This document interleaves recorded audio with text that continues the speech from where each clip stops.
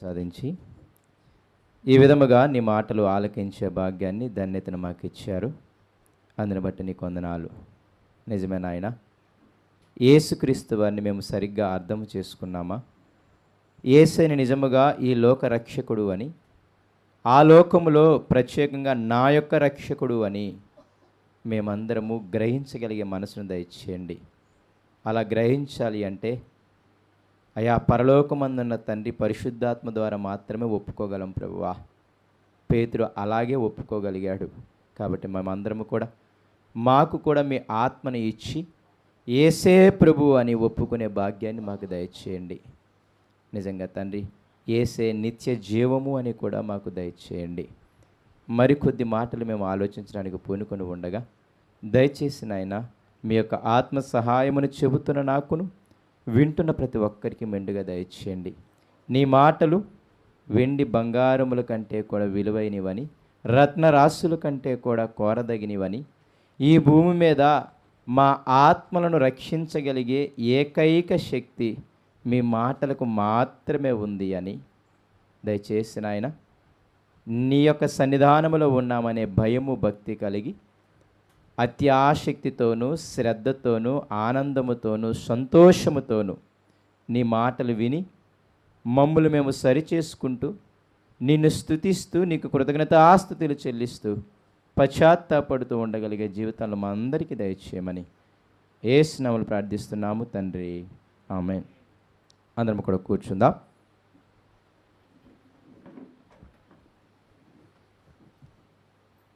కొద్ది నిమిషములు, ఒక 45 నిమిషాలు మనము వాక్యాన్ని జాగ్రత్తగా ఆలోచిద్దాం. ఎవరము కూడా అనాలోచితంగా ఉండకుండా కొంచెము జాగ్రత్తగా వాక్యాన్ని వినడానికి ప్రయత్నం చేయండి. నా బాధ ఏంటి అంటే, నేను అలా అక్కడ ఉన్నది చదువుకుంటూ సందర్భానుసారంగా చెప్తాను. అప్పుడు ఇబ్బంది అవుతుంది అనమాట. కిందోళ్ళకి నిద్ర రావడం కానీ బోరు కొట్టడం కానీ జరుగుతుంది. సాధారణంగా ఎక్కువ మంది ఏం చేస్తారంటే ఒక వాక్యాన్ని తీసుకొని దాని ఎక్స్ప్లెనేషన్ ఇస్తూ ఉంటారు. నేనేం చేస్తాను అంటే ఆ వాక్యం కోసం అని చెప్పేసి అది అర్థం అవ్వాలంటే పైన అంతా అర్థం అవ్వాలని చెప్పి అంతా చదివిస్తాను. అందువల్ల అప్పుడప్పుడు బోరు కొడుతుందని అనిపిస్తుంది, నాకు కూడా అర్థమవుతుంది.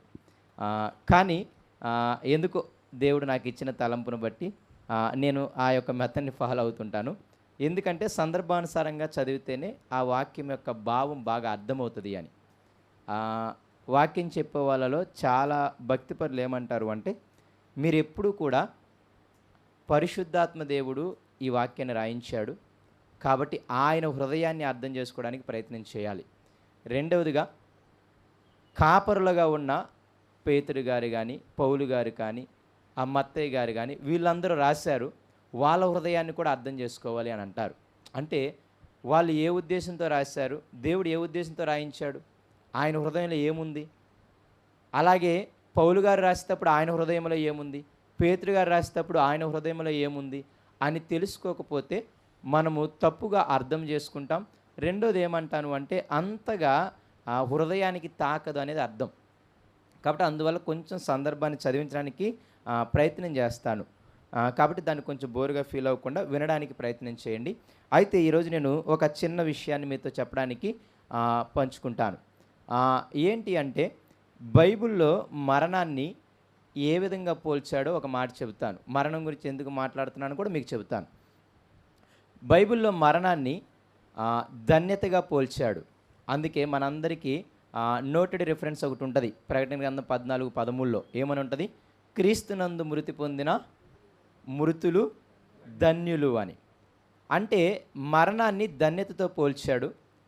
రెండవదిగా మరణాన్ని విలువైనదిగా కూడా పోల్చాడు. కీర్తనలు 16:15 116:15 చదివితే, తన భక్తుల మరణము ఆయన దృష్టికి, యెహోవా దృష్టికి ఏంటిది, విలువైనది, చాలా ప్రీషియస్ అనమాట. ఒక బంగారాన్ని మనం ఎంత విలువగా చూస్తామో, ఒక వజ్రాన్ని ఎంత విలువగా చూస్తామో అంత విలువగా దేవుడు భక్తుల మరణాన్ని దృష్టించి చూస్తాడు అని కూడా చదువుతాం. ఇక చివరగా మూడోదిగా ఏమంటాను అంటే, బైబిల్లో పౌలు గారు అంటారనమాట, ఫిలిప్పీ పత్రిక 1:20-21లో, బ్రతుకుట క్రీస్తే చావైతే లాభము అనే మాట వాడతాడు. అంటే బైబిల్ గ్రంథంలో మరణాన్ని ధన్యతగా, మరణాన్ని ఒక విలువైనదిగా, మరణాన్ని ఒక లాభముగా చూపించారు. అయితే వాటన్నిటికీ ముందు కూడా ఒక లింక్ ఉంది. ఏ మరణాన్ని, ఎవరి మరణాన్ని అనేది కూడా మీరు జ్ఞాపకం పెట్టుకోవాలి. అందరి మరణాన్ని కాదు, క్రీస్తునందుండి మృతులైన వారు. బ్రతుకుట క్రీస్తే, చావైతే లాభం. అంటే బ్రతికినంతకాలం క్రీస్తు కోసం బ్రతికిన వాళ్ళు. అక్కడ భక్తుల ఎడల, భక్తుల మరణం అన్నాడు. అంటే దేవుని యొక్క భక్తుల మరణం, అంటే దేవునికి ఇష్టంగా బ్రతికిన వాళ్ళని. అంటే 3 సందర్భాలు చూస్తే దేవునికి ఇష్టంగా బ్రతికి, క్రీస్తు కోసము బ్రతికి, బ్రతికినంతకాలం ఆయన కోసమే జీవించి ఉండేటటువంటి వారి యొక్క మరణము దేవుని దృష్టికి చాలా విలువైనది. వారి యొక్క మరణము వారి జీవితాలకు లాభకరము, వారి యొక్క మరణము వారి జీవితాలకు ధన్యము. ఈ మాటలు మనం చూస్తాం. అయితే అసలు మిమ్మల్ని ఒక ప్రశ్న అడుగుతాను. అసలు క్రీస్తునందుండి మృతి పొందిన వారు ధన్యులు అంటున్నాం కదా, అసలు అంటే ఏంటి అని అడిగితే మీరేం చెబుతారు? అసలు క్రీస్తునందుండి మృతి పొందడం అంటే అర్థం ఏంటి? ఎప్పుడన్నా ఆలోచించారా? అసలు క్రీస్తునందుండి మృతి పొందిన వారు ధన్యులు అంటున్నాం కదా, అయితే అసలు క్రీస్తునందుండి మృతి పొందడం అంటే ఏంటి? ఏం చేయాలి? ఏం పనులు చేయాలి? ఏం చేయకుండా ఉండాలి? అసలు ఎవరిని క్రీస్తునందుండి మృతి పొందిన వాళ్ళు అంటాం అనే ప్రశ్న ఎప్పుడు కూడా మనకు ఉండగలగాలి. లేకపోతే మనందరికీ తెలుసు, ఐఏఎస్ అవ్వడం భూమి మీద ఒక ధన్యకరమైన స్థితి, అవునా కదా? ఐఏఎస్ ఆఫీసర్ అవ్వడం ధన్యకరమైన స్థితేనే కాదా? ఐపీఎస్ ఆఫీసర్ అవ్వడం ధన్యకరమైన స్థితేనే కాదా? డాక్టర్ అవ్వడం ధన్యకరమైన స్థితేనే కాదా? అవును. మరి ఎవరు డాక్టర్ అవుతారు? దెబ్బలు పడతాయి, సైలెంట్ కూర్చోవాలి. మరి ఎవరు మీ ఇప్పుడు అంటాను, మరి డాక్టర్ అవ్వాలంటే ధన్యత అని మీరు అంటున్నారు. మరి ఎవరు డాక్టర్ అవుతారు? చెయ్యాలి, బైపీసీ చదవాలి, తర్వాత ఎంబీబీఎస్ 4.5 సంవత్సరాలు చదవాలి, తర్వాత దాంట్లో మాస్టర్స్ చేయాలి. ఇలాగ అంటే నేనేమంటున్నానంటే, డాక్టర్ చదివితే ధన్యులు అని అంటున్నాం, కానీ డాక్టర్ అవ్వాలి అంటే కొన్ని చెయ్యాలి. ఐఏఎస్ అధికారి అవ్వడం చాలా ధన్యత, కానీ ఐఏఎస్ అధికారి అవ్వాలి అంటే కొన్ని చెయ్యాలి. అలాగే క్రీస్తునందుండి మృతి పొందిన వారు ధన్యులని అంటాం, బాగానే ఉంది. అయితే ఏం చేయాలి? అప్పుడప్పుడు అనిపిస్తుంది, డాక్టర్ చదవాలి, డాక్టర్ అవ్వాలంటే అనిపిస్తుంది. మరి క్రీస్తునందు మృతి పొందాలంటే ఏం చేయాలి అనే ప్రశ్న మన హృదయాలకి రావాలి. అది కూడా ఆలోచిద్దాం. అసలు నేను ఈ మరణం గురించి ఎందుకు చెప్పాలనుకుంటున్నాను అంటే, గత మంగళవారము మాకు బాగా తెలిసిన అన్నయ్య వాళ్ళ అమ్మగారు చనిపోయారు పాడేరు ప్రాంతంలో. పాడేరు అంటే మీ అందరికీ వైజాగ్ దగ్గర ఉంటుంది, ఒక కొండ మీద ఉంటుంది అనమాట పాడేరు జిల్లా. 40 కిలోమీటర్లు మీరు కొండ ఎక్కితే ఆ కొండ మీద ఉంటుంది అనమాట జిల్లా. ఆ పాడేరు ప్రాంతంలో మన విజయవాడ నుండి 400 కిలోమీటర్లు వస్తుంది. అయితే ఆ పాడేరు ప్రాంతంలో పరిచర్య చేసే ఒక అన్నయ్య, వాళ్ళ అక్క, వాళ్ళ అమ్మగారు, ముగ్గురు ఉంటారనమాట. అయితే వాళ్ళ అమ్మగారు మొన్న మంగళవారం చనిపోయారు. అలా చనిపోయినప్పుడు నేను వెళ్ళినప్పుడు అసలు ఆమె మరణము జరిగినప్పుడు అసలు ఎలా ఆమె యొక్క మనమేమంటామంటే దాన్ని అంటాం కదా, సమాధి కార్యక్రమం ఎలా జరిగింది, అసలు ఎవరెవరు చూశారు, ఎవరెవరు వచ్చారు, ఎవరెవరు ఆమె గురించి సాక్ష్యం చెప్తున్నారు, అసలు ఆమె విశ్వాసం గురించి ఏం చెప్తున్నారు అని ఇవన్నీ చూస్తున్నప్పుడు చాలా ఆశ్చర్యం అనిపించింది. మనందరము కూడా మీరు ఆలోచన చేస్తే, విశ్వాసం అంటే అర్థం ఏంటి అంటే దేవుడు ఉన్నాడని నమ్మడం మాత్రమే విశ్వాసం కాదు, కామా పెట్టి తగిన సమయమందు ప్రతిఫలం ఇస్తాడని కూడా నమ్మటం. విశ్వాసం అంటే ఏంటి? దేవుడు ఉన్నాడని నమ్మటం, ఆ దేవుడు మన జీవితంలో తగిన సమయమందు మన విశ్వాసానికి ఏమిస్తాడు? ప్రతిఫలం ఇస్తాడని నమ్మటమే విశ్వాసం అని ఉంటుంది. హెబ్రీ పత్రిక 11:6 అప్పుడప్పుడు అనిపిస్తుంది, విశ్వాసానికి ప్రతిఫలము ఎప్పుడు ఇస్తాడు? బ్రతికినప్పుడు మనం చూస్తుంటాం, మన విశ్వాసానికి ప్రతిఫలంగా మీకు ఒక మంచి ఉద్యోగం ఇచ్చి ఉండొచ్చు, మీ విశ్వాసానికి ప్రతిఫలంగా మీకు ఒక మంచి పిల్లల్ని ఇచ్చి ఉండొచ్చు, మీ విశ్వాసానికి ప్రతిఫలంగా ఒక మంచి భర్తని ఇచ్చి ఉండొచ్చు, భార్యని ఇచ్చి ఉండొచ్చు, మీ విశ్వాసానికి ప్రతిఫలంగా ఒక మంచి గృహాన్ని ఇచ్చి ఉండొచ్చు, అవునా కాదు? అయితే నేను ఇంకొక మాట ఏమంటాను అంటే, బ్రతికున్నప్పుడే విశ్వాసానికి ప్రతిఫలం కాదు, కానీ చనిపోయిన తర్వాత కూడా విశ్వాసానికి ప్రతిఫలం ఉంటుందని తెలిసిందనమాట ఆమె ద్వారా. ఎలాగో కూడా మీకు చెబుతాను.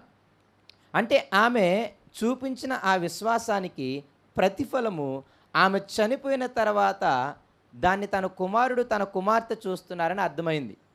అయితే వాళ్ళ గురించి కొన్ని మాటలు చెప్పి నేను వాక్యంలోనికి వెళ్తాను. అయితే ఆ అన్నయ్య పేరు చంద్రమౌళి. ఆ అన్న బేసిక్‌గా వాళ్ళంతా కుటుంబం అంతా కావలి. అంటే నెల్లూరు జిల్లాలో ఉంటారు. వాళ్ళ నేటివ్ ప్లేస్ నెల్లూరు జిల్లా అనమాట. ఆ అన్నయ్య బీఫార్మసీ చేశాడు. చక్కగా జాబ్ చేసుకునేవాడు. ఇప్పుడు అన్నయ్యకి ఒక 34, 35, 34, 33 ఉంటాయి. ఇంకా మ్యారేజ్ చేసుకోలేదు.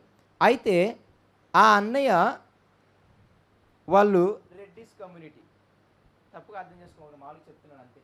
కాబట్టి ఆ కమ్యూనిటీ వల్ల వాళ్ళ యొక్క ప్రాంతంలో దేవుని నమ్మటం వల్ల వాళ్ళు ఏం చేశారు అంటే చాలా గట్టిగా చూస్తారు. మీరు ప్రకాశం జిల్లా సైడ్ వస్తే, మా ఊర్ల సైడ్ వస్తే మీకు బాగా తెలుస్తుంది. మాది కూడా ప్రకాశం జిల్లాని. బేసిక్‌గా దేవుణ్ణి ఎరిగిన వాళ్ళు అన్నీ కూడా ఎలా ఉంటాయంటే ఊర్లో ఉండరు. అంటే యాదవ్ కమ్యూనిటీ కానీ, బ్రాహ్మణ కమ్యూనిటీ కానీ, చౌదరీస్ కమ్యూనిటీ కానీ మీరు కూడా మీ పల్లెటూరులో చూస్తుంటారు. అవునా కదా? వాళ్ళంతా ఒక ఏరియాలో ఉంటారు. మామూలుగా దేవుణ్ణి ఎరిగిన వాళ్ళ కమ్యూనిటీ అంతా కూడా ఒక ఊరికి చివరిలో ఉండడం మీరు చూస్తారు. అవునా కదా? సో అది మీరు ఇప్పుడు తక్కువగా చూస్తారేమో కానీ నాకు తెలిసినంత వరకు మా ఏరియాలో చూసినంత నేను ఎప్పుడు చూడలేదు. అప్పుడప్పుడు మా ఏరియాలో మాతో పాటు చదువుకున్న మా అన్నయ్యోళ్ళ ఫ్రెండ్లు కూడా మా ఇంటికి వచ్చి భోజనాలు చేసినా మా చిన్నాన్న అనేవాళ్ళు.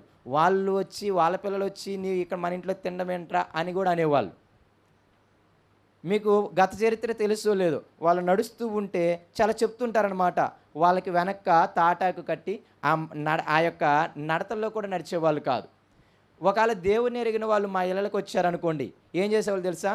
వాళ్ళు కూర్చోడానికి మంచం మనం ఇలా వేసి ఉంచాం కదా, వాళ్ళు మంచం పడుకోబెట్టుంటే అక్కడ కూర్చోవాలన్నమాట.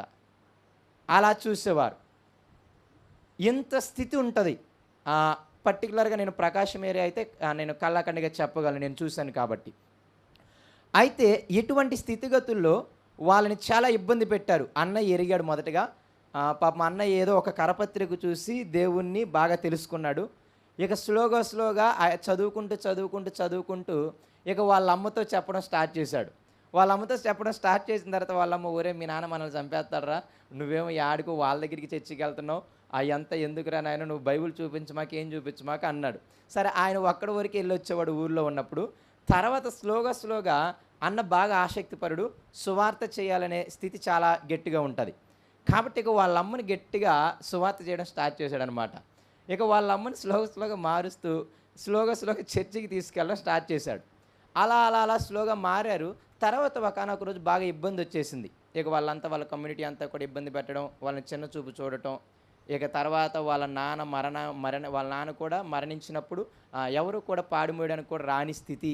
ఇదంతా చూశాడు అన్న. ఇక వాళ్ళందరూ ఇక చిరాకు వచ్చేసి ఏం చేశారు అంటే, ఇక అమ్మ, అన్నయ్య, అక్క ముగ్గురు కలిసి హైదరాబాద్ వెళ్ళిపోయారు. అన్న బీఫార్మసీ చదివాడు కాబట్టి అక్కడ జాబ్ చేస్తూ ఉండడానికి. ఇంకోటి అక్క విషయం కూడా మీకు చెప్పాలి. అక్క మ్యారేజ్ అయిపోయింది, బాగున్నది. అయితే వాళ్ళ ఆయన వేరే ఆమెని పెళ్లి చేసుకోవడానికి, ఈమెను వదిలేయడానికి రీజన్ ఏం చూపించాడు తెలుసా? ఈమె పలానా దేవుని నమ్మింది అందుకే వదిలేశాను అన్నాడు అనమాట.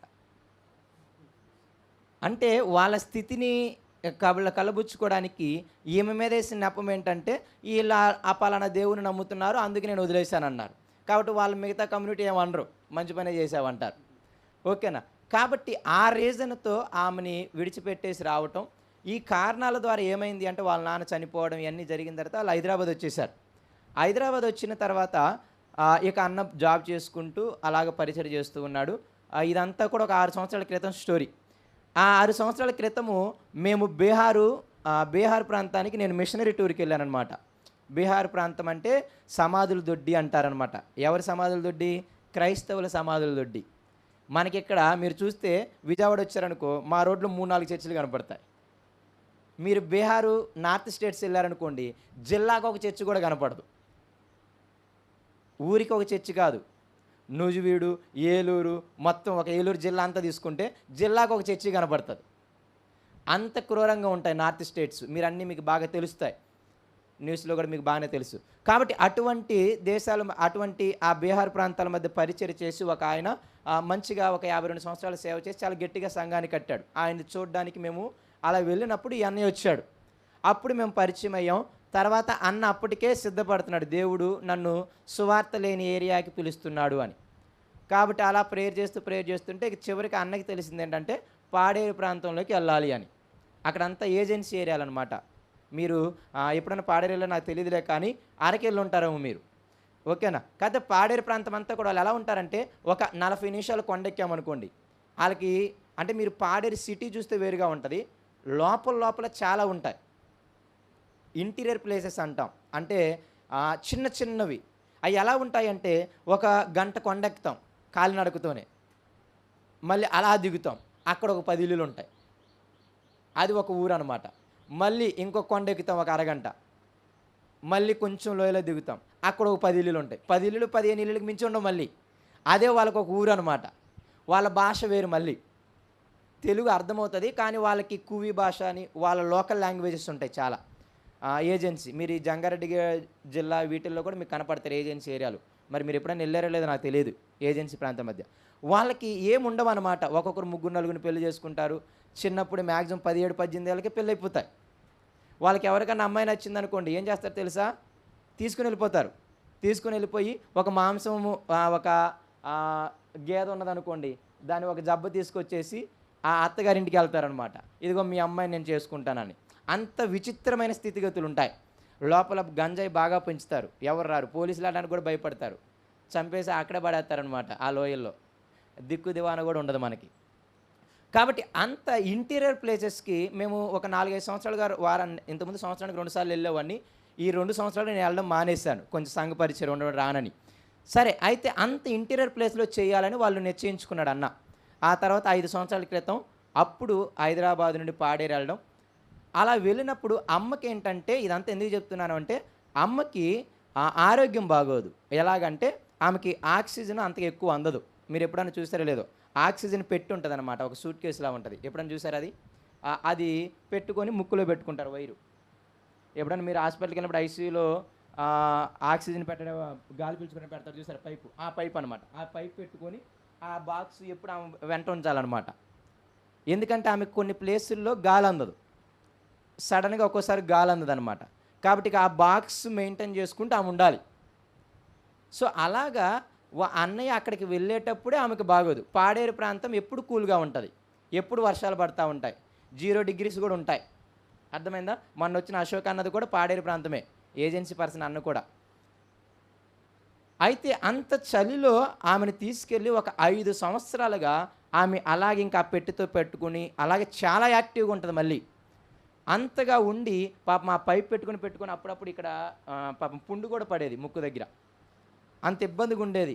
అయినప్పటికీ వాళ్ళ ముగ్గురు కలిసి భర్త లేని అక్క, భర్త లేని తల్లి, అన్నయ్య ముగ్గురు కలిసి పాపము అటు పాడేరు ప్రాంతానికి వెళ్ళిపోయారనమాట. నిజంగా అప్పుడప్పుడు అనిపిస్తుంది మనం ఒక 1000 రూపాయలు చాలా ఈజీగా తినేస్తాంలే కానీ వాళ్ళు ఒక 1000 రూపాయలతో ఒక వారం 2 వారాలు గడిపేస్తారు. వాళ్ళు మహా అంటే ఒక 5,000 4,000తో నెలంతా గడిపేస్తారు. చాలా తక్కువ జీవితం గడుపుతారు వాళ్ళు. కానీ అన్న గట్టిగా చదువుకున్నాడు. బీఫార్మసీ తక్కువడేం కాదు. చాలా గట్టిగా చదువుకున్నాడు. జాబ్ చేస్తే చాలా గట్టిగానే వస్తాయి. అలా ఉన్నప్పుడు ఆమెని పాపం చాలా మధ్యలో ఈ 5 సంవత్సరాల్లో ఆమెను హాస్పిటల్కి చూడడానికి చాలా ఇబ్బంది పడి ఉంటాడు అన్న. అంటే ఆ వైజాగ్ రావటం, నెల రోజులు, నెలన్నర ఉండిపోయేవాళ్ళు హాస్పిటల్లో. ఈ 5 సంవత్సరాల బాధలు అవి. ఒకవైపు ఏమో పరిచర్య, అక్కడేమో సంఘమే ఉండవు. ఎవరు స్వీకరించరు. ఇప్పటికీ అన్నోళ్ళకి సంఘం ఏర్పడలేదన్నమాట. పిల్లలకి స్లోగా సండే స్కూల్ చెప్పడం, అలా పిద్దల్ని ఆక్రమించడం, స్లోగా చెప్పడం. వాళ్ళు అంత ఈజీగా నమ్మరు ఎవరిని, బయట వాళ్ళని. సో అక్కడ మళ్ళీ గురవళ్ళు అని ఉంటారు. గురవళ్ళు అంటే ఉద్దేశం ఏంటంటే ఏదైనా జ్వరం వస్తే మంత్రం వేస్తారు చూసారా, పాతకాలంలో ఉండేవాళ్ళు. అవునా కదా? అంటే జ్వరం వచ్చినా ఆరోగ్యం బాగాలేకపోయినా ఆయన దగ్గరికి వెళ్తారు. ఆ మంత్రజ్ఞుడే ఇక డాక్టర్ గారు అనమాట. వాళ్ళు ఉండేవాళ్ళు. వాళ్ళ ఆధీనాల్లో గ్రామాలు ఉంటాయి. ఒకవేళ ఇప్పుడు వీళ్ళు ఏమంటారు, ప్రార్థన చేసి మీకు ఆరోగ్యం బాగుంటుంది, దేవుడు బాగా చూసుకుంటాడంటే వాళ్ళకి గండి పడుతుంది అనమాట. సో వాళ్ళు ఆపేసేవాళ్ళు. ఒకవేళ దేవుని మాటలు విన్నా వాళ్ళు ఏం చేసేవాళ్ళు అంటే, మీరు ఆ యేసయ్యని నమ్ముకొని అలా వెళ్ళిపోతే మేము మీ ఇళ్ళకి రాము, మిమ్మల్ని ఎవరిని రానివ్వము అని చెప్పి పెద్దలు ఆపేసేవాళ్ళు. అంత గడ్డి స్థితి ఉంటుంది అక్కడ. అటువంటి ప్రాంతాల మధ్య పాపం పరిచర్య చేసుకుంటూ ఉన్న దాంట్లో తింటా తిరుగుతూ అలాగ పాపం చేసుకుంటూ ఈ 5 సంవత్సరాలు కూడా ఆమెను చాలా గట్టిగా పాపం హాస్పిటల్ చుట్టూ తిరుగుతున్నాడు, అటు సువార్త చేసేవాడు అనమాట. ఇలా చాలా ఇబ్బంది పడ్డాడు. ఇక చివరిగా మొన్న ఆమె పాపం చనిపోయింది. అయితే చనిపోయినప్పుడు ఆమె అన్న మాట అన్నమాట, నన్ను మన ఊరేం తీసుకెళ్ళొద్దు, మనము ఇక్కడ మన పిల్లలను రక్షించడానికి వచ్చాము ఈ ప్రాంతానికి, కాబట్టి వీళ్ళ మధ్య నన్ను పాతిపెట్టాను అందంట ఆమె. ఇక వాళ్ళ సొంతూరు అవన్నీ ఏమి లేవు అనమాట. ఇక చక్కగా ఇక్కడ అన్నయ్యకి తెలిసిన ఒక సంఘం ఉంది, జాన్ గారు అని. ఆయన సంఘము కొండ మీద ఉంటుంది. దానికి రోడ్డు కూడా లేదు, అరగంట ఎక్కాలన్నమాట కొండ. ఇప్పుడు రోడ్డు వేశారు. రోడ్డు అంటే మళ్ళీ ఏమి మట్టి రోడ్డు అనమాట కొండ మీద. పాపం దాన్ని కార్యం చేయడానికి వచ్చినటువంటి ఆలివ్ అన్నని పార్వతీపురంలో ఉంటారు. ఆ అన్న వచ్చినప్పుడు ఆ ఇనోవా కారు ఎక్కలేకపోయింది. మధ్యలో ఆపేసి మళ్ళీ నడుచుకుంటూ వెళ్ళాం మాతో పాటు ఆటోలో. సో అంత కొండ మీదకి తీసుకెళ్లారు. అమ్మ తన విశ్వాసమును బట్టి ఆమె నన్ను ఎక్కడికి తీసుకెళ్ళొద్దు, వీళ్ళ దగ్గర ఉంచండి అంది. అక్కడున్న ప్రజలు కూడా, ఆ చిన్న సంఘము కూడా చాలా మంచోళ్ళు. ఆమెను మా దగ్గరికి తీసుకొచ్చండి, మేము పాతి పెట్టుకుంటామని చక్కగా వాళ్ళు ఆమెను తీసుకొచ్చుకున్నారు. చక్కగా నాకు తెలిసి 10ంటికి తీసుకొచ్చారు. 5:30కి మేము చేసామన్నమాట సమాధి కార్యక్రమం. 5:30 దాకా ఆమెను అలా పెట్టి చక్కగా వచ్చి ఆమె గురించి సాక్ష్యం చెప్పి వెళ్ళిపోతున్నారు. ఆమె గురించి సాక్ష్యం చెప్పి వెళ్ళిపోతున్నారు. హైదరాబాద్ నుండి వచ్చారు, నరసరావుపేట నుండి వచ్చారు, నేను విజయవాడ నుండి వెళ్ళా. విజయవాడ నుండి 400 కిలోమీటర్లు అంటే హైదరాబాద్ నుండి ఎంతో చూడండి మీరు. పాపం అప్పటికప్పుడు చాలామంది తమ్ముళ్ళు కానీ, చాలామంది అన్నలు కానీ ఆమెను చూడడానికి వచ్చారనమాట. అసలు ఎంత విచిత్రము అంటే అప్పుడు అనిపించింది, ఆమె విశ్వాసానికి తగిన ప్రతిఫలం, ఆమె నీతికి తగిన ప్రతిఫలం అనేక మంది చూడడానికి వచ్చారనమాట. నిజంగా చాలా ప్రయాసపడి చూడడానికి వచ్చారు. ఆమె గురించి చాలా చెప్తారనమాట. వచ్చిన వాళ్ళందరూ కూడా ఆమె చక్కగా మంచి ప్రార్థనా పరురాలు, వచ్చిన వాళ్ళందరికీ మంచి ఆతిథ్యం ఇస్తుంది. ఎవరైనా బాధల్లో ఉన్నా అయ్యే ఉండవులయ్యా. ఆమె మీరు నెల్లూరులో చూస్తే చాలా చక్కగా ఉంటాయి మాటలు, ఎప్పుడైనా చూసారో లేదో కానీ చాలా యాక్టివ్గా ఉంటుంది. మా అమ్మతో ఎప్పుడు చెప్తాను ఆమె భలే యాక్టివ్గా ఉంటుంది అని. అంత యాక్టివ్గా ఉండి అంత బాగా మాట్లాడుతుంది, అంత ప్రోత్సాహపరిచేది. అక్కడికి వచ్చిన వాళ్ళకి చక్కగా ఆతిథ్యం ఇచ్చేది, చక్కగా మాట్లాడేది, వాళ్ళ కుటుంబీకుల్లా చూసుకునేది అనమాట. అంత మంచి విశ్వాసము ఆమె కలిగి ఉంది. ఆమె నిజంగా అలా ఉండి చనిపోయింది. చక్కగా నిజంగా ఆమెను పాతి పెట్టడానికి చాలామంది వాళ్ళు వచ్చారనమాట. చాలామంది సుమారు సేవకులే 15-18 మంది దాకా ఉన్నారనమాట. తర్వాత విశ్వాసులు వాళ్ళందరూ వచ్చి వెళ్ళిపోయారు. ఆలివ్ గ్రీన్ అన్న పార్వతీపురం అంటే వైజాగ్ దాటి వెళ్ళాలి. ఆలివ్ గ్రీన్ అన్న దైవసేవకులు చాలా మంచి ఆయన, చాలా పెద్ద ఆయన. ఆయన వచ్చాడు పాపం. ఆమెకి నిజంగా ఆయన కూడా చాలా మంచోడు. ఆక్సిజన్ పెట్టి ఫస్ట్ నుండి కూడా ఆమెకి ఇచ్చింది ఆయన్నే. మంచి సేవకుడు ఆలివ్ గ్రీన్ అని మీరు యూట్యూబ్లో కొట్టినా ఉంటుంది. నిజంగా అంత ఎక్సలెంట్గా జరిగిందనమాట సమాధి కార్యక్రమం. ఇదంతా నేను ఎందుకు చెబుతున్నాను అంటే, క్రీస్తునందుండి నిజంగా మృతి పొందిన వారు ధన్యులు అనే మాట కానీ, నిజంగా వాళ్ళ చావు లాభకరమని కానీ, ఆ భక్తుల మరణము దేవునికి విలువైనది అనే మాట నేను నిజంగా ఆమె మరణాన్ని చూసినప్పుడు నేను చేశాను. బేసిక్గా నేను ఎప్పుడు కూడా వీడియోలు తీను, ఫోటోలు తీను. కానీ ఆ రోజు మాత్రం నేను ఒక్కనే వీడియోలు తీసాను, నేను ఒక్కనే ఫోటోలు తీసా. అంటే అంత ఇష్టం అనిపించింది నాకు. ప్రతిదీ నేను తీసా. అందుకే మీకు గ్రూపులో పెట్టాను అనమాట. అన్ని వీడియోలు పెట్టేశా. అంటే అంత ఘనంగా జరిగింది. అప్పుడప్పుడు అనిపిస్తుంది, అంటే మనం మరణిస్తే అలాగ మరణించాలి, మన గురించి అంత గొప్పగా సాక్ష్యం చెప్పుకోగలగాలి. నేను అంటాను, దేవుడికి మాత్రమే విలువైనది కాదు భక్తుల మరణం, మనకు కూడా విలువైనది. అందుకే చాలామంది అక్కడ నెల్లూరు నుండి, అటు హైదరాబాద్ నుండి, అటు నరసరావుపేట నుండి 10 గంటల జర్నీ. నేను విజయవాడ నుండి 10 గంటల జర్నీ నాకు. నేను ఉన్నది అక్కడ గట్టిగా 5 గంటలే, మళ్ళీ 10 గంటల జర్నీ. అంటే ఉండడం కంటే కూడా జర్నీ ఎక్కువ అనమాట, త్రిబుల్ టైము. కానీ ఇదంతా ఎందుకంటున్నాను అంటే, దేవుని విశ్వాసంలో ఉన్న పిల్లల యొక్క మరణాలు భక్తిపరులకు కూడా విలువగానే చూడాలి. మనం కూడా విలువగానే చూడాలి. వాళ్ళ మరణాలని మనం కూడా చాలా విలువగా చూడాలి. అందుకే పాతను మనం చదువుతున్నప్పుడు ఒక్కొక్కరు చనిపోయినప్పుడు వాళ్ళు నెల రోజులు, 2 నెలలు ఏడ్చారు ఇజ్రాయేలులు. మోసే చనిపోయినప్పుడు కానీ, అహరోను చనిపోయినప్పుడు కానీ, మిరియాము చనిపోయినప్పుడు కానీ, దావీదు చనిపోయినప్పుడు కానీ, వాళ్ళందరూ నెల రోజులు నిజంగా ఏడ్చినట్టు మనకు కనపడుతుంటుంది. అంటే భక్తులుగా మనం మరణించినప్పుడు నిజంగా మనం అంత ధన్యకరమైన జీవితాలు మనకు ఉంటాయి. సో ఈ విధంగా నేను చెబుతున్నాను. కాబట్టి మనము కూడా భక్తిపరుల యొక్క మరణాలని విలువైనదిగా చూడాలి, మనము ధన్యకరంగా చూడగలగాలి, అది లాభకరంగా కూడా మనం చూడగలగాలి. ఓకేనా? ఆ విషయం అంతవరకు అది స్టోరీ. ఇప్పుడు మనము అందరం కూడా ప్రకటన గ్రంథానికి వద్దాం. 14వ అధ్యాయానికి వద్దాం. ప్రకటన గ్రంథం 14వ అధ్యాయం.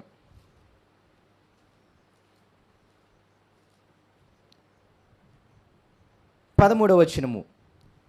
అంతటా ఇప్పటి నుండి ప్రభువునందు మృతునందు మృతులు ధన్యులని వ్రాయమని పరలోకము నుండి ఒక స్వరము చెప్పగా యోహాను గారు విన్నారంట. నిజమే, వారు తమ ప్రయాసములు మాని విశ్రాంతి పొందుదురు, వారి క్రియలు వారి వెంట పోవునని ఆత్మ చెప్పుచున్నాడు అన్నాడు. అయితే అసలు క్రీస్తునందు మృతి పొందడం అంటే ఏంటి, అసలు దాని అర్థం ఏంటి అని మనం ఆలోచించినప్పుడు ఇక్కడ మీకు 14వ అధ్యాయం 1వ వచనం నుండి కూడా ఇప్పుడు మనం ధ్యానిస్తాం. నేను బాగా చదువుతూ ఉంటాను, మీరు ఆలకించడానికి వింటూ ఉండండి, మీకు అర్థమవుతుంది, అర్థం కాకుండా ఏముండదు. అసలు క్రీస్తునందు మృతి పొందడం అంటే ఏంటి? ఇప్పుడు దాకా మనం ఏం చూసాం? అలా మృతి పొందితే చాలా ధన్యమని చూసాం. మన మరణాలు కూడా అలా ఉంటే చాలా హ్యాపీగా ఉంటాయని చూసాం. అంతే తప్ప మనం చనిపోతే ఎందుకురా వాడి దగ్గరికి వెళ్ళడం, ఎందుకు వాళ్ళని చూడడానికి వెళ్ళడం, డబ్బులు వేస్టు, మన టైం వేస్టు, జాబ్ మానేయడం టైం వేస్టు, ఇవన్నీ అనుకొని మనము ఆగిపోయే అంత స్థితిగా, అంటే నా ఉద్దేశము అలాంటి మరణాలు మనం పొందకూడదు. అలాంటి మరణాలు కూడా ఉన్నాయి, అవునా కదా? వీడు చచ్చిపోతే బాగుండు, ఈ భూమికి భారం పోయింది, ఈ కుటుంబానికి భారం పోయింది అనేటటువంటి మరణాలు కూడా మనం చూస్తున్నాం, అవునా కదా? కానీ అలాగ మన మరణాలు ఉండకూడదు. వీడి పీడ విరగడైపోయింది, అలాగ మన మరణాలు ఉండకూడదు. కానీ మన మరణాలు అందరూ విలువగా చూడగలగాలి, మన మరణాన్ని అందరూ ధన్యతగా చూడగలగాలి, మన మరణాన్ని అందరూ కూడా గొప్ప లాభంగా చూడగలగాలి. కాబట్టి ఎప్పుడు అలా చూస్తాం? ఏం చేస్తే మనము కూడా అలా మాదిరిగా ఉండగలం అని ఆలోచించినప్పుడు ఇక్కడ చాలా జాగ్రత్తగా చూద్దాం. చూడండి 14వ అధ్యాయం 1వ వచనం నుండి. మరియు నేను చూడగా, నేను అంటే ఎవరు ఇక్కడ? యోహాను భక్తుడు. ఈ ప్రకటన గ్రంథాన్ని ఎవరు రాస్తున్నారు? యోహాను గారు, ఓకేనా? యోహాను భక్తుడు చూడగా, ఇదిగో ఆ గొర్రెపిల్ల సియోను పర్వతం మీద నిలవబడి ఉండెను, ఆయన నామమును ఆయన తండ్రి నామమును నొసళ్ళ యందు లిఖింపబడి ఉన్న 144,000 మంది ఆ గొర్రెపిల్లతో కూడా ఉండిరి. ఈ యోహాను గారు చూస్తున్నారన్నమాట. చాలా జాగ్రత్తగా వినండి. యోహాను గారు మీకు ఇంతకుముందు నేను ప్రకటన గ్రంథం ఒక 3-4 సార్లు చెప్పాను. ఈ ప్రకటన గ్రంథం మీరేదో గొప్ప వింతగా గొప్ప మర్మముగా చూడాల్సిన అవసరం లేదు. ప్రకటన గ్రంథం ఏంటి అంటే, పాపం యోహాను గారు 12 మంది శిష్యుల్లో ఒక ఆయన ఉన్నారు కదా, ఉన్నారా లేదా? యేసు ప్రేమించిన శిష్యుడు, ఆయనకున్న పేరు. ఆ యోహాను గారిని పాప ఏం చేశాడు అంటే, మొదటగా బాగా సువార్త చేసి అనేక మంది జనాలను మార్చేస్తున్నాడని చెప్పి ఆనాటి రోమా చక్రవర్తి ఏం చేశాడు అంటే, ఆయన చంపడానికి నూనెలో వేశాడంట మొట్టమొదటిసారి. కానీ నూనెలో వేసిన ఆయన చచ్చిపోలేదంట. ఇక ఆయన ఆశ్చర్యమైపోయి ఏం చేశాడంటే, పద్మాసు ద్వీపం అనే దాంట్లో వేశాడు. ఎక్కడ వేశాడు? పద్మాసు ద్వీపం. పద్మాసు ద్వీపం అంటే అర్థం ఏంటంటే, మీరు విజయవాడలో భవానీ ఐలాండ్ చూసారా? చూడలేదు ఎప్పుడు భవానీ ఐలాండ్? చుట్టూ కృష్ణానది ఉంటుంది, నీళ్ళు మధ్యలో చిన్న పార్కులా ఉంటుంది అనమాట భవానీ ఐలాండ్. అంటే ఏంటంటే చుట్టూ నీళ్ళుండి మధ్యలో ఉండే భూభాగాన్ని ద్వీపము అంటాం. అర్థమవుతుందా? అయితే ఈ పద్మాసు ద్వీపం కూడా అలాంటిదే. అయితే ఇక్కడ కృష్ణానది మహా అంటే ఒక 1/2 కిలోమీటర్ కూడా ఉండదు, ఓ 1/4 కిలోమీటర్ కూడా ఉండదు. కానీ అక్కడ ఏమంటారు అంటే, అది సముద్రం మధ్యలో ఉండే ప్లేసు. సుమారు నాకు తెలిసినంతవరకు 50-60 కిలోమీటర్ల నీళ్ళు ఉంటాయి. అర్థమైందా? అంటే చుట్టూ 50-60 కిలోమీటర్ల నీళ్ళు ఉంటాయి, మధ్యలో ఈ పద్మాసు ద్వీపం ఉంటుంది. అక్కడ ఎవడో ఉండడు. ఇక అంతా ఏముంటుంది అంటే ఒక అడవి ప్రాంతం లాంటిది. ఇక మృగాలు ఉంటాయి, లేకపోతే పాములు ఉంటాయి, ఇలా ఉంటాయి. కాబట్టి ఏ మనుషులు ఉండరు కాబట్టి అక్కడైతే వాడే చచ్చిపోతాడని అక్కడ దింపేసి వెళ్ళిపోయాడు అనమాట యోహాను గారిని. అది స్థితి. ఇప్పుడు యోహాను గారు దేవుని పిల్లల్ని చాలామందిని రక్షించాడని చెప్పేసి ఆ రాజు పద్మాసు ద్వీపంలో చచ్చిపోతాడని వేస్తాడు. ఇప్పుడు అంత కృంగుదలలో ఉన్నాడు ఎవరో? యోహాను భక్తుడు. అప్పుడు దేవుడు ఏం చేశాడు అంటే, అతనికి ప్రత్యక్షమయ్యాడు, అతనికి దర్శన రూపంలో కనపడ్డాడు. కనపడి ఏం చూపిస్తున్నాడు తెలుసా? పరలోక వైభోగం అంతా చూపిస్తున్నాడు. అదే మనము ఇంతకుముందు 7, 8, 9 అధ్యాయాలు మనం చెప్పుకున్నాం, మీకు గుర్తుందో లేదో, అవునా కదా? కాబట్టి ఇక మీరు చూస్తే యోహానుకు కలిగిన దర్శనం ఇది.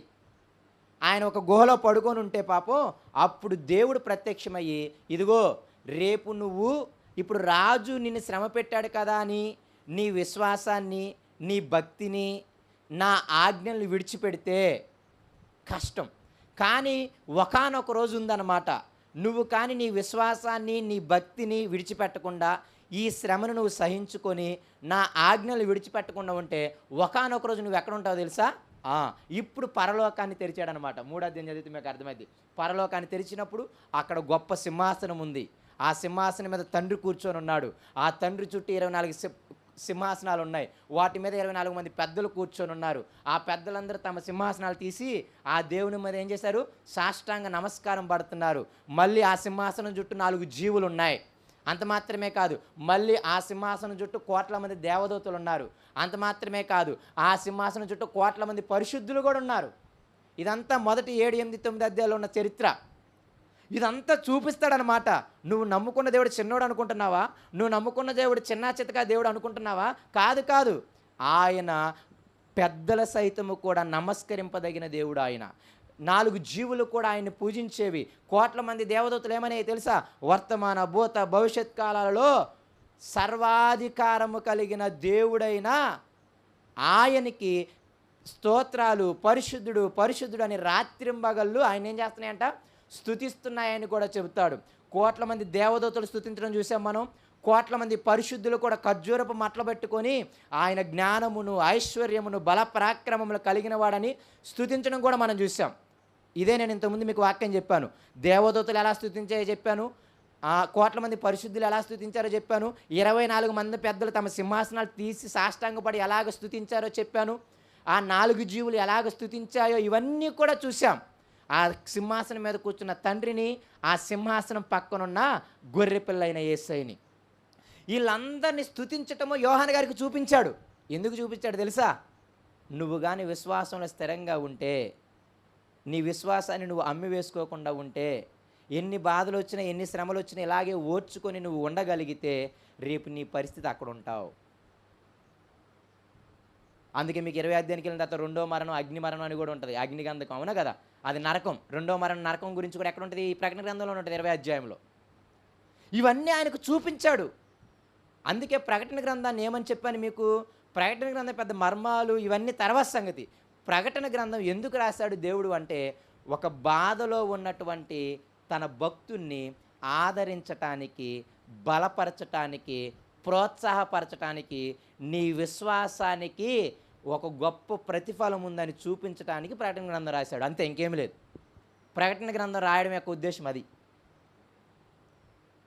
తన జీవితాంతం సుమారు 90 ఏళ్ల వరకు కూడా కష్టపడి సంఘాలను కట్టాడు ఆయన, యోహాను గారు.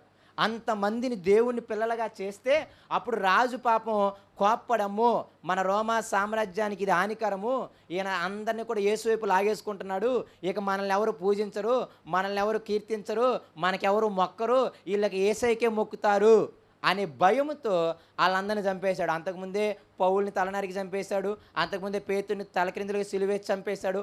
అందరికంటే చివరిగా చంపడానికి ప్రయత్నించింది యోహాన్నే. కానీ అటువంటి స్థితిలో ఉన్నప్పుడు దేవుడు అతన్ని బలపరచడానికి ప్రత్యక్షమయ్యి ఈ యొక్క ప్రకటన గ్రంథాన్ని, ఆ పరలోకపు స్థితిగతులన్నీ కూడా ఆయనకు చూపించాడు అనమాట. అందుకే ప్రకటన గ్రంథాన్ని ఏమంటామంటే ఆదరణ గ్రంథము అంటాం. దేవుడు అంత ప్రేమ కలిగిన వాడు, ఒక్కడి కోసము అంతా చూపించగలిగినే గొప్ప కృప కలిగిన వాడనమాట. సో అలాగా యోహానుకు చూపిస్తున్నాడు. ఆ శ్రమల్లో ఉన్నప్పుడు ఈ యోహానుకు చూపించే స్థితి ఇదంతా కూడా. అలాగే ఇప్పుడు ఇంకొక స్థితి చూపిస్తున్నాడు. ఏం చూపిస్తున్నాడు అంటే, కొంతమంది పరిశుద్ధులు కనపడుతున్నారంట. ఎంతమంది పరిశుద్ధులు? 144,000 మంది. అంటే 1,44,000 మంది పరిశుద్ధులు ఆ పరలోకంలో కనబడుతున్నారంట. వాళ్ళందరూ ఎవరు తెలుసా? దేవుని నామాన్ని, గొర్రెపిల్ల నామాన్ని, అంటే యేసుక్రీస్తు నామాన్ని, తండ్రి నామాన్ని వాళ్ళ నసల యందు కలిగిన వారు అని చెబుతున్నాడు.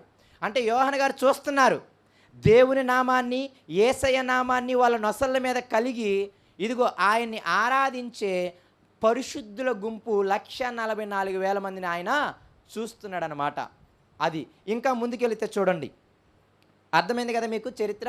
అది చరిత్ర. ఇప్పుడు 14 అధ్యాయాన్ని మైండ్లో పెట్టుకొని చదవండి. ఓకే, 2వ వచనము. మరియు విస్తారమైన జలముల ధ్వనితోనూ గొప్ప ఉరుము ధ్వనితోనూ సమానమైన ఒక శబ్దము పరలోకము నుండి రాగా వింటిని. ఎవరు వినేది? యోహాను గారు. నేను వినిన ఆ శబ్దమును వీణలు వాయించుచున్న వైనికుల వాదమును పోలి ఉన్నది. వారు సింహాసనము ఎదుటను, ఆ 4 జీవుల ఎదుటను, పెద్దల ఎదుటను ఒక క్రొత్త కీర్తన పాడుచున్నారు. అంటే ఒక గుంపును చూశాడంట. ఇప్పుడు దాకా 1,44,000 మందిని చూశాడు. ఇంకొక గుంపును చూస్తున్నాడు.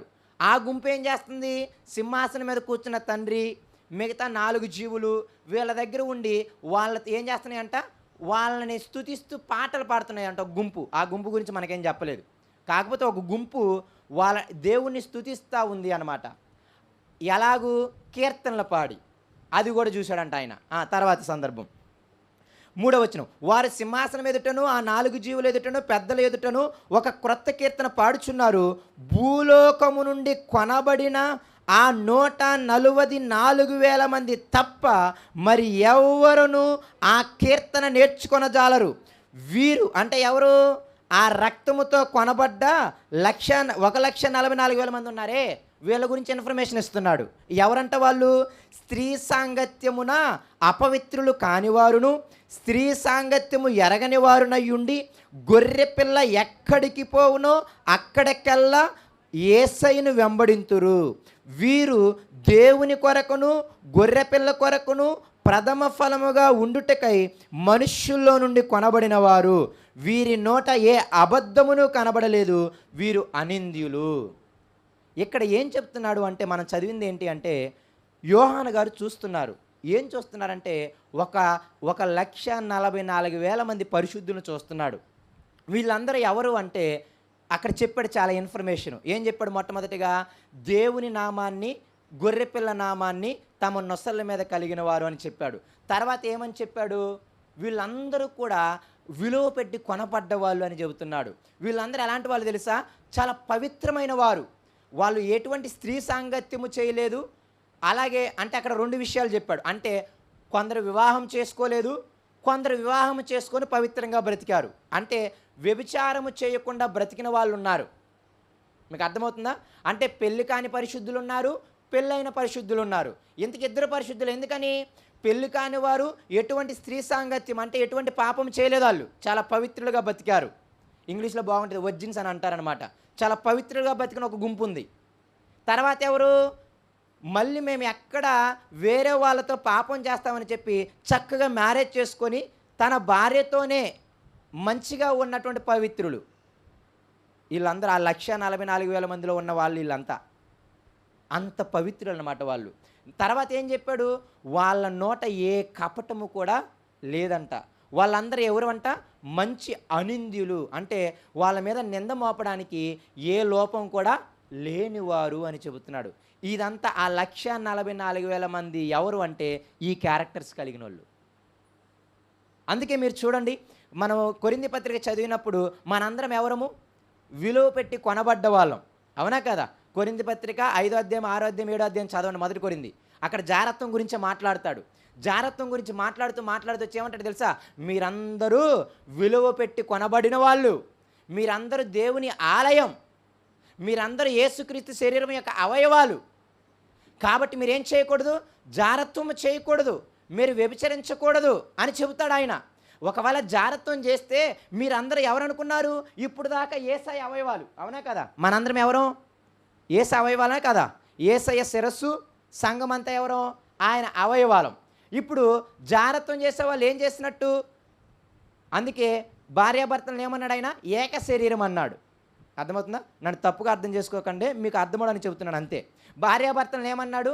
ఏక శరీరం అన్నాడు. ఇక వాళ్ళు ఒక శరీరమే. ఇప్పుడు మీరు చూడండి, ఇప్పుడు యేసయ్యతో నువ్వు ఉన్నప్పుడు ఒక శరీరంగా ఉండాలి. ఇప్పుడు ఒకవేళ వేశ్యతో వెళితే నువ్వు వాళ్ళతో ఒక శరీరం అవుతావు. అవునా కదా? అందుకే అక్కడ ఒక పోలిక అంటాడనమాట. పవిత్రమైన యేసయ్య అవయవాలని వేశ్య అవయవాలుగా మీరు మారుస్తారా అని అడుగుతాడు. అంటే మనందరం ఎవరమంటే యేసయ్య రక్తంలో కడగబడి మనందరము పరిశుద్ధాత్మని లోపల కలిగి ఉండి దేవాలయాలం మనందరం, దేవుడు నివసించే ఆలయాలం మనందరం, దేవుడు నివసించే అవయవాలం మనందరం. ఇప్పుడు మీరు వ్యభిచారం చేశారు అంటే మీరు ఎవరైపోతారు? వేశ్యతో ఏక శరీరం అయిపోతారు. అంటే ఇప్పుడు మీరు వేశ్య యొక్క అవయవాలు అయిపోతారనే పోలిక కూడా చెబుతాడు. చాలా భయంకరమైన పోలిక అది. ఎందుకంటే ఆ కొరింథీ సంఘము చాలా అపవిత్రమైన సంఘము. అది మీ అందరికీ ఎన్నోసార్లు నేను చెప్పాను. ఒక తండ్రి భార్యనే అతడు ఒక కుమారుడు తప్పు చేశాడనమాట. కాబట్టి అది మంచి పద్ధతి కాదు. అలా చెప్పుకుంటూ జారత్వం గురించి చెప్పుకుంటూ వచ్చే ఈ మాట వాడతాడు. మనందరము యేసయ్య విలువ పెట్టి కొనుక్కున్నాడు. మీకు అక్కడ ఇంకొక మాట ఏంటి తెలుసా? మన దేహము ప్రభువు నిమిత్తము, ప్రభువు మన దేహము నిమిత్తం అని కూడా రాస్తాడు గట్టిగా. ఏమని రాస్తాడు? మన దేహం ఎవరి నిమిత్తం? ప్రభువు నిమిత్తం. ప్రభు ఎవరి నిమిత్తం? మన దేహం నిమిత్తం. నువ్వు ఇచ్చే ధనం, నువ్వు ఇచ్చే డబ్బులు, నువ్వు చెల్లించే స్థుతులు అవి కాదు ఆయన కావాల్సింది. నీ సర్వ శరీరాన్ని సజీవ యాగంగా సమర్పించాలి. ఇప్పుడు దాకా దుర్నీతి సాధనాలుగా ఈ శరీరాన్ని ఉపయోగించారు. ఇప్పుడు మీరు ఎలా వాడాలి? నీతి సాధనాలుగా మీ శరీరాల్ని ఉపయోగించాలి అని రోమపత్రికలో పౌలు గారు చాలా గట్టిగా రాస్తాడు.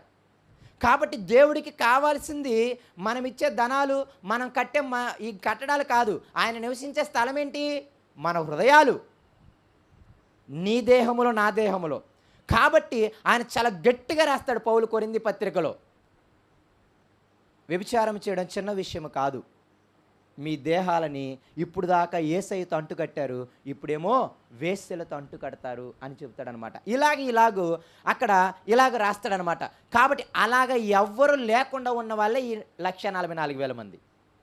ఎటువంటి అపవిత్రం చేసుకోలేదు వాళ్ళు, ఎటువంటి స్త్రీతో అపవిత్రం చేయలేదు, వాళ్ళ మీద ఎటువంటి అబద్ధాలు లేవు వాళ్ళ దగ్గర, అబద్ధాలు ఆడలేదు, ఎటువంటి కపటం లేదు వాళ్ళ దగ్గర, ఎటువంటి నిందలు కూడా వాళ్ళ మీద మోపలేం. వీళ్ళలో ఈ లోపం ఉంది, ఆయనలో ఆ లోపం ఉందని కూడా అనలేం.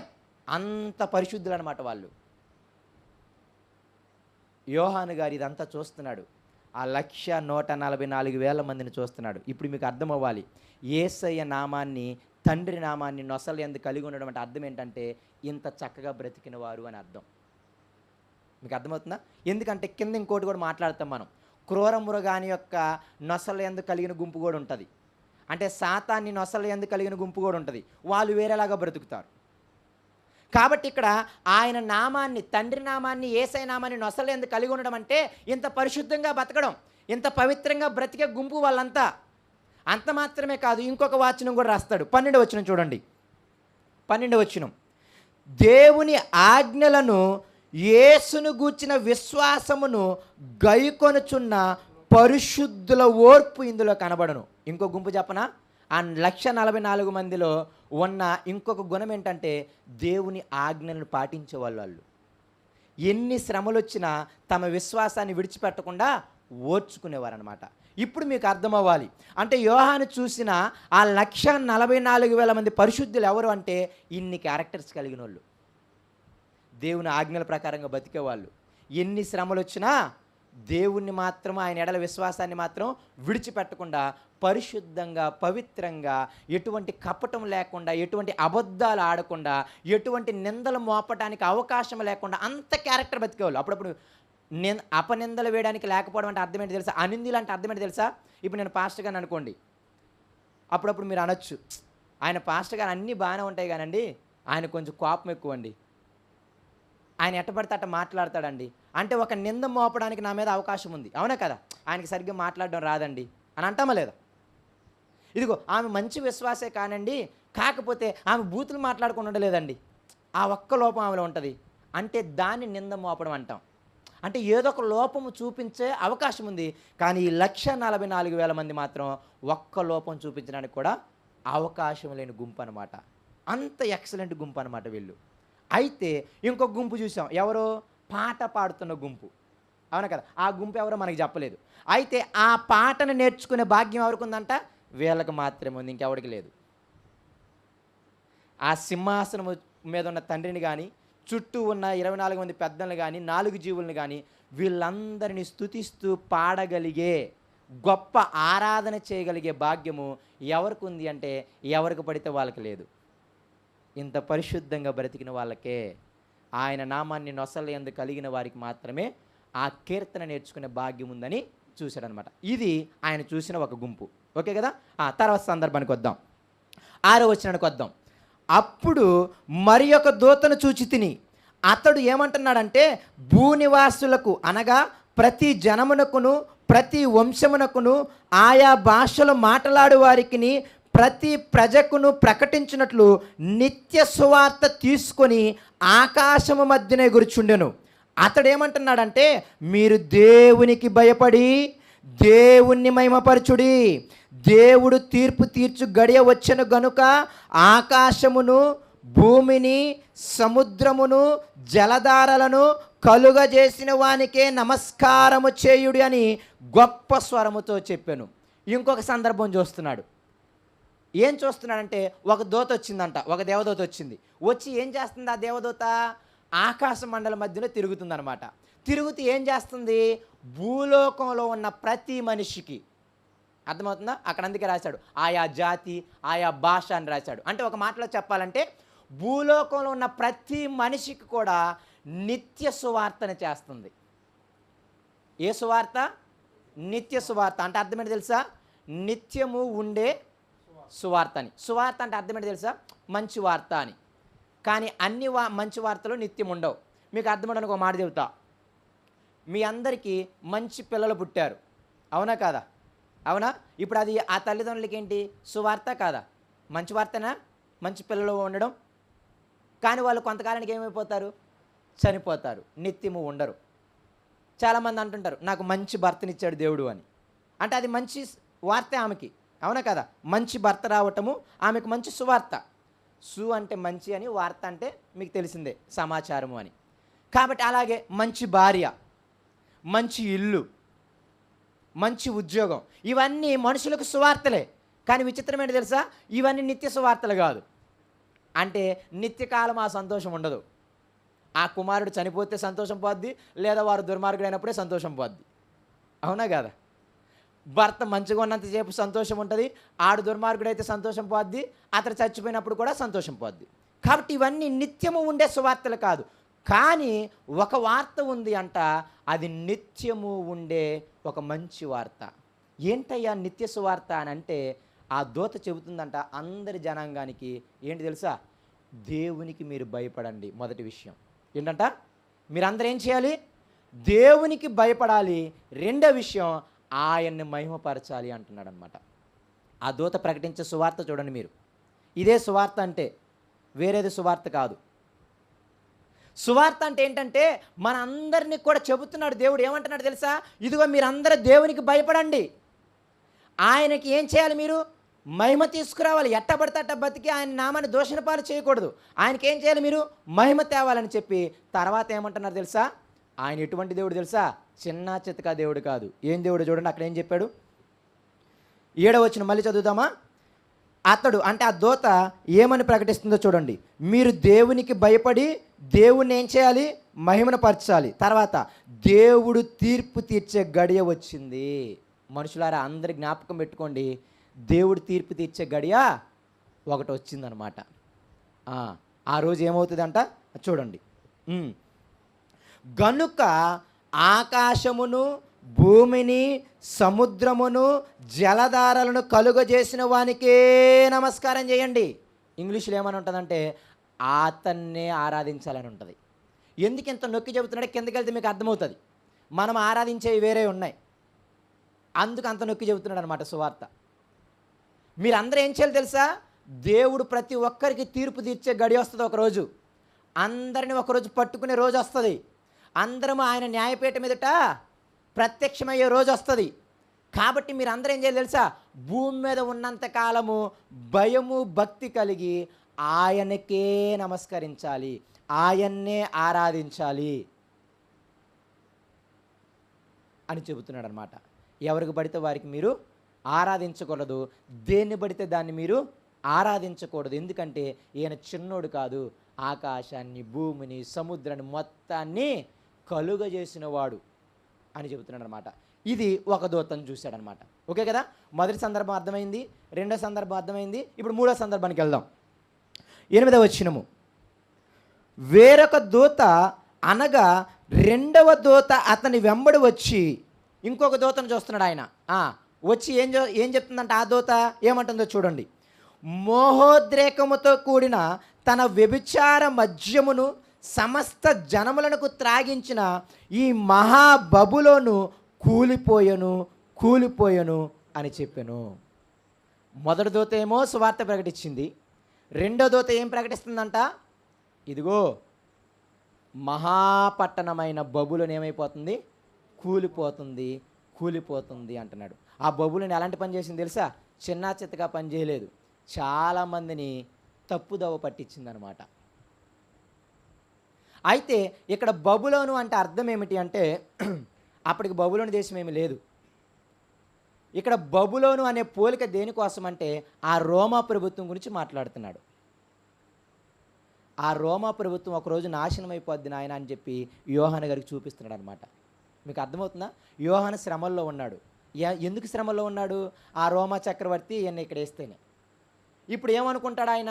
అమ్మో, చక్రవర్తుల అధికారం, రాజులది అధికారం, కాబట్టి వాళ్ళ మాట వినేసి మన విశ్వాసాన్ని విడిచిపెట్టి ఆయన ఆజ్ఞలకు లోబడడం మానిపోయి ఈయన ఆజ్ఞలకు లోబడదాం అనే స్థితికి వెళ్ళిపోవచ్చా లేదా? వెళ్ళిపోవచ్చు అనే మనసు వస్తుందా రాదా? కంపల్సరీ రావచ్చు. అందుకు అతనికి చూపిస్తున్నాడు అనమాట. నువ్వు ఇప్పుడు ఒకవేళ ఈ శ్రమలకి భయపడి నువ్వు ఇప్పుడు ఆ రాజులకి మొగ్గు చూపుదామనుకుంటే ఒకరోజు వాళ్ళ రాజ్యం ఏమైపోద్ది? కూలిపోద్ది, నేనే కూలగొడతానంటాడు. 18వ అధ్యాయం చదవండి, ప్రకటన గ్రంథం తర్వాత ఇంటికి వెళ్ళిన తర్వాత. ఒక్క గడియలోనే రోమా ప్రభుత్వాన్ని పడగొట్టేస్తానంటాడు. ఒక్క గడియలోనే. ఎప్పుడు? ఒక్క గడియలోనే రోమా ప్రభుత్వాన్ని పడగొట్టేస్తానంటాడు. రోమా ప్రభుత్వ రాజులని, రెండోది వర్తకులు అంటే మంచి వ్యాపారం చేసేవారిని, మూడవది ఓడల మీద వ్యాపారం చేసే వాళ్ళని కూడా రాస్తాడు. మీరు ప్రకటన గ్రంథం 18వ అధ్యాయం చదవండి. ఎందుకని? వీళ్ళందరూ బహుఘోరమైన పాపం చేసేవాళ్ళు. రోమా ప్రభుత్వం అంతా ఇంత పాపం చేయట్లేదు, వర్తకులు అంతా ఇంత పాపం చేయట్లేదు. వ్యాపారం చేయడము, మంచి వ్యాపారం చేస్తే ఇబ్బంది ఏం కాదు. చాలామంది మీరు చూస్తే వ్యాపారాలు ఇప్పుడు వేరు వేరు వ్యాపారాలు ఉన్నాయి. వ్యభిచార ముఠాలు ఉన్నాయి. వాళ్ళు దేని మీద వ్యాపారం చేస్తున్నారు? దేహాల మీద వ్యాపారం చేస్తున్నారు. అవునా కదా? చిన్నపిల్లల మీద వ్యాపారాలు చేసే వాళ్ళు ఉన్నారు, అవయవాల మీద వ్యాపారాలు చేసే వాళ్ళు ఉన్నారు. ఇలాగ మీరు చూస్తే వ్యాపారాలు చేసే వాళ్ళు చాలా దారుణమైన వాళ్ళు ఉన్నారు. అప్పుడప్పుడు మీరు సినిమాలు చూస్తుంటారా లేదా? చిన్నపిల్లలను వేరే దేశాలకు అమ్మేయడం, ఆడవారిని వేరే దేశాలకు అమ్మేయడం. ఎందుకు అమ్మేస్తున్నారు? ఇదంతా వ్యాపారం, డబ్బు సంపాదన. అందుకే ఇదిగో యోహాను ఒక ప్రవక్త. ప్రవక్త అంటే దీర్ఘదర్శి అని అర్థం. అంటే ఏంటి తెలుసా? జరగబోయేది చూస్తాడనమాట. యోహానికి చూపిస్తున్నాడు దేవుడు. జరగబోయేది ఇదే. ఏంటి తెలుసా? నువ్వు చూస్తున్న ఈ రోమా పట్టణం అంతా కూడా ఒకానొక రోజు కూలిపోతుంది. 18వ అధ్యాయం చదివితే ఒక్క గడియలోనే నేను వాటిని కూల్చేస్తాను అని అంటాడనమాట.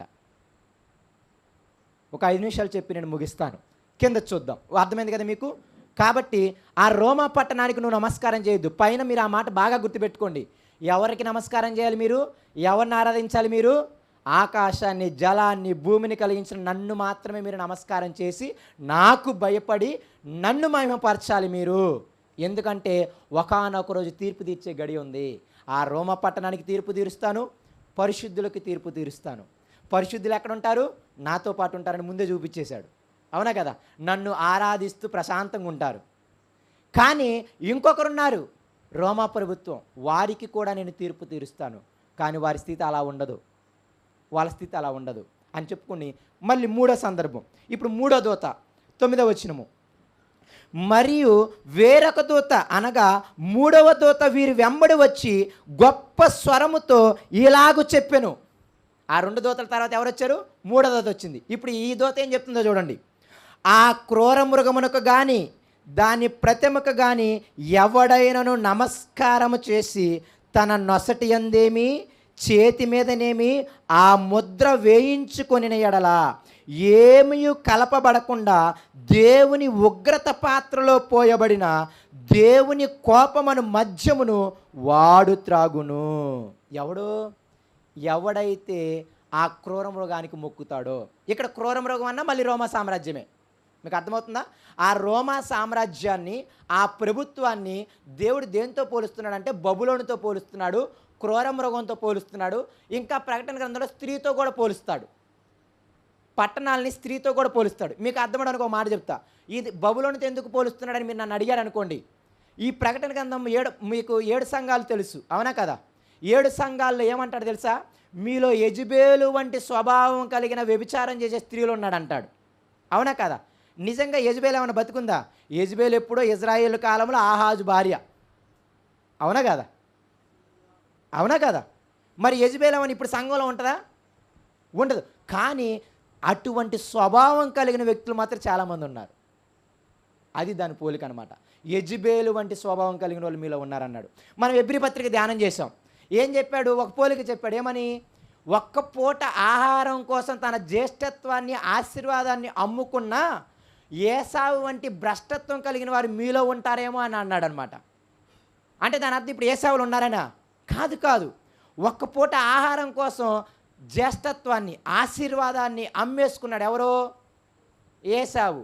ఆ ఆశీర్వాదం ఎవరికి వెళ్ళిపోయింది? యాకోబుకి వెళ్ళిపోయింది.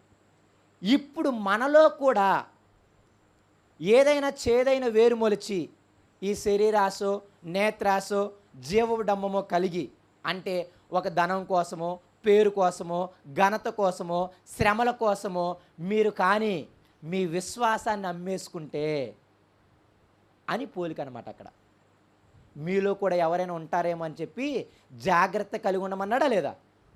అంటే ఏంటి? ఈ కాలంలో ఉండే శ్రమల కోసం మనం యేసయ్యని, అతని విశ్వాసాన్ని, అతని ఆజ్ఞల్ని మంట గలిపేస్తామేమో. అటువంటి భ్రష్టులు మీలో ఎవరైనా ఉంటారేమో చూసుకోమన్నాడు జాగ్రత్తగా. కాబట్టి పోలిక అంతే తప్ప నిజంగా అదని కాదు. ఆ బబులోనీలు ఎంత దుర్మార్గులో, బబులోనీల గురించి చెబుతూ మీకు ఏం చెప్పాను తెలుసా? మనందరికీ జనవరి 1 రోజు నేను నూతన ప్రసంగం చేశా, న్యూ ఇయర్ మెసేజ్. ఏం చెప్పాను గుర్తుందా మీకు? ఆపేస్తాను 7:15 అవగానే, మిగతాది నెక్స్ట్ వారం చెప్తాను, మిమ్మల్ని ఏమి ఇబ్బంది పెట్టను. ఓకేనా? చెప్పండి, ఏం చెప్పాను గుర్తుందా? గుర్తుండదు మనకి. అప్పుడప్పుడు నా ప్రసంగాలు నేనే వింటా, నేనే తెచ్చుకుంటుంటా, ఎందుకంటే అలా బ్రతుకుతున్నా లేదు చూసుకోవడానికి. కాబట్టి నేను ఎందుకు ఈ మాట అంటానంటే, దయచేసి ఆదివారాలు చెప్పే అప్పుడప్పుడు వింటా ఉండండి, జ్ఞాపకం తెచ్చుకుంటుండండి. దేవుడు నన్ను మిమ్మల్ని ఉద్దేశించి మాట్లాడే మాటలు అవి, మనల్ని మార్చుకోవడానికి, మనం మారటానికి. కాబట్టి అది జ్ఞాపకం పెట్టుకోండి. అప్పుడు మీకు హబక్కూకు గ్రంథం గురించి చెప్పా, అవునా కదా? హబక్కూకు ఏమైపోయాడు?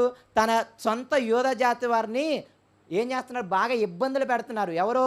తమ సొంత యోధ జాతి వారు. ఇంకొకటి ఏంటి? తూర్పు దేశం నుండి ఒకరు వస్తున్నారు. వాళ్ళు ఎలాంటి వాళ్ళు? గుర్రము వంటి స్పీడ్ కలిగిన వాళ్ళు అనమాట. తేనెటీగల వంటి చాలా ఫోర్స్ కలిగిన వాళ్ళు, చాలా బలమైన వాళ్ళు. వాళ్ళు వచ్చి మా యూదులను నాశనం చేస్తుంటే నువ్వు అసలు ఏం చేస్తున్నావు ప్రభువా అని చెప్పి ఆయన ఏం అడుగుతున్నాడు? దేవుణ్ణి గట్టిగా మఠం వేసి కూర్చున్నాడు అంటాడు ప్రవీణ్ పగడాలు. అయితే చాలా బాగా చెప్తాడు, అవునా కాదా? మఠం వేసి కూర్చున్నాడంట. ఏమని? నీ ప్రజలని, నీ పిల్లల్ని ఇన్ని బాధల పాలు చేస్తుంటే నువ్వు అసలు ఏమి పట్టించుకోకుండా ఉన్నావు అని చెప్పి, అసలు నేను ఇక నిన్ను సరిగ్గా చేయనని చెప్పి ఆ హబక్కూకు ప్రవక్త ఏం చేశాడు? దేవుడి మీద అలిగాడు అనమాట. అప్పుడు దేవుడు మాట్లాడాడు కదా, మనకు తెలుసు అదంతా. అప్పుడు కూడా ఈ బబులోనుల గురించే మాట్లాడతాడనమాట. హబక్కూకు మాట్లాడింది బబులోనుల గురించే, చిన్న చితకోవాలి కాదు. బబులోనులు, నెబుకద్నెజర్ రాజు యెరూషలేము పట్టణాన్ని మొత్తాన్ని నాశనం చేసి వదిలిపెట్టేశాడు. మీరు చరిత్ర చదివితే మీకు అర్థమవుతుంది. యెరూషలేములో ఉన్న ఆ ప్రాకారాన్ని, సొలొమోను కట్టించిన ప్రాకారాన్ని పగలగొట్టేశాడు.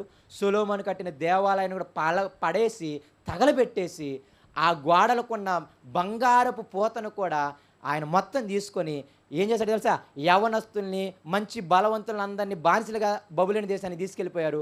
వాళ్ళలో ఉన్న వాళ్ళే షడ్రకు, మెషెకు, అబేద్నెగోలు, దానియేలు, వీళ్ళంతా ఎవరు బానిసత్వంలో ఉన్నవారు? బబులోనుల బానిసత్వంలో ఉన్నవారే.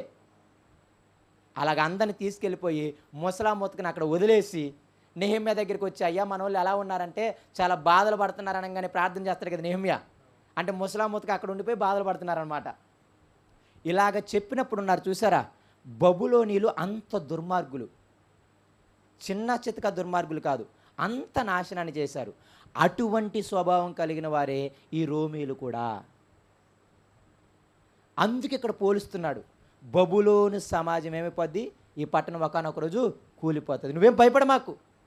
నేను బబులోనుని కూల్చేసా, అష్షూరులను కూల్చేసా, తర్వాత వచ్చిన పారసీక మాదీయులను కూల్చేసా, తర్వాత వచ్చిన గ్రీసు దేశస్తులను కూడా కూల్చేసా. ఇప్పుడున్న రోమా పట్టణాన్ని కూడా నేనేం చేస్తాను? ఈ సామ్రాజ్యాన్ని కూడా కూల్చేస్తాను ఒక్క గడియలోనే అని చెప్పి ఆయన చెబుతున్నాడు అనమాట. సో ఇదంతా కూడా మనము చూస్తున్నటువంటి మాటలు. అయితే ఇదంతా మీరు జ్ఞాపకం పెట్టుకోండి. మనం ఆలోచించే విధానం ఏంటి? క్రీస్తునందుండి మృతి పొందిన వారు ధన్యులు అని అంటే అర్థం ఏంటో మనం చూస్తున్నాం. అదే మన మూలవాక్యం. మన మరణాలు కూడా ఎలా ఉండాలి తెలుసా? చక్కగా మనము చనిపోయినప్పుడు కూడా మన శవాన్ని అలా పెట్టి చాలామంది వచ్చి ఈమె ఇంత విశ్వాసురాలు, ఇంత గొప్ప సేవ చేసింది, ఇంత గొప్ప ఆతిథ్యం ఇచ్చిందని మన గురించి చెప్పుకునేలాగా మన మరణాలు ఎలా ఉండాలంటే ధన్యంగా ఉండాలి. మన మరణాలు దేవుణ్ణి చూసే విలువైనవిగా ఉండాలి. మన మరణాలు మనకి లాభకరంగా ఉండాలి, మన కుటుంబానికి లాభకరంగా ఉండాలి. నిజంగా అక్క కానీ అన్నయ్య కానీ అమ్మ మరణం చెప్పినప్పుడు వీళ్ళందరూ చెబుతుంటే అసలు ఆనందంతో చక్కగా వాళ్ళు ఉండిపోయి ఉంటారు. మా అమ్మకి ఇంత గొప్ప మరణం మేము ఆ ఊర్లో ఉంటే ఇచ్చేవాళ్ళం కాదు. అవునా కదా? ఆ కుళ్ళుతనంతో, ఎవరికి పెట్టనంతనంతో, ఆ హృదయంతో చచ్చిపోయేవాళ్ళు మనందరం. అవునా కదా? కానీ ఇప్పుడు చూడు, ఒక పాడేరు ప్రాంతంలో ఏజెన్సీ ప్రజల మధ్య వాళ్ళ కోసం చచ్చిపోయింది. ఇంతమంది వాళ్ళ సొంతగా, నిజంగా ఆమె సమాధి కూడా ఎక్కడ చేశారు తెలుసా? మళ్ళీ కొండ మీద, అది వాళ్ళందరితో పాతిపెట్టే సమాధి దొడ్డి ఉంటుంది కదా, దానితో పాతి పెట్టకుండా వేరుగా పాతిపెట్టారు, వీళ్ళతో వద్దులే అని. అంత గొప్ప మరణము ఆమెకి ఇచ్చాడు. దాని గురించి మనం మాట్లాడుతున్నాం. దానిలో మొట్టమొదటిగా ఇవన్నీ చూసామన్నమాట. మొట్టమొదటి పరిశుద్ధులను చూసాం, 144,000 మంది, వాళ్ళు దేవుణ్ణి కలిగిన వాళ్ళు. ఆ క్రొత్త పాట పాడే గుంపును చూసాం, వాళ్ళు ఎవరు నేర్చుకోగలరు ఆ పాటని? ఈ పరిశుద్ధులు మాత్రమే నేర్చుకోగలరు. తర్వాత మొదటి దూత రావడం చూసాం. మొదటి దూత ఏం చేసింది? నిత్య సువార్తను ప్రకటించింది. దేవునికి భయపడాలి, ఆయనకి మహిమపరచాలి, తీర్పు తీర్చే గడి వచ్చింది, ఆయన్నే మీరు ఆరాధించాలని చెప్పింది. రెండో దేవదూత వచ్చి ఏం చెప్పింది? ఇదిగో బబులోను ఒకానొక రోజు కూలిపోతుందని చెప్పింది. మూడో దేవదూత వచ్చి ఏం చెప్తుంది అంటే, మీరు వారికి నమస్కారము, ఆ క్రోణముగానికి నమస్కారం చేయొద్దని చెప్పిందనమాట. ఇది మనం ఇప్పుడు దాకా గుర్తుపెట్టుకున్న విషయం. ఇది ఇలాగ గుర్తుపెట్టుకోండి, వచ్చేవారం మిగతా చెప్తాను, సరేనా? దేవుడు చిన్న మరి దీవించిన కాక కళ్ళు మూసుకుంటే ప్రార్థన చేసుకుందాం.